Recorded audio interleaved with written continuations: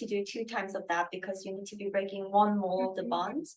So Mm-hmm. this is not exactly bond enthalpy definition itself, but it is the same process. You're breaking diatomic gas molecule apart into its atoms. That is bond enthalpy procedure.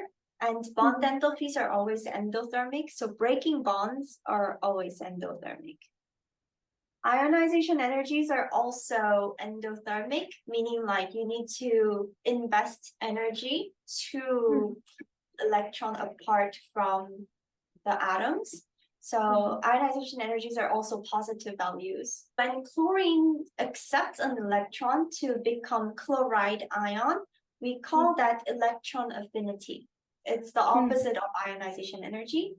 Yeah. Affinity values can be both positive and negative. It depends on the nature of the atom.